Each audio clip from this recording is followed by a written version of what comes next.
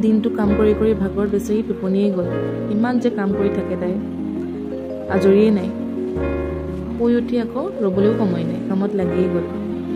আজিৰ পৰা আকৌ পুষ্পাৰ লগত খেলিবলৈ লৈছে কালিলৈকে বাৰু ভয় খাই আছিল আজি অলপ এৰি দিয়াত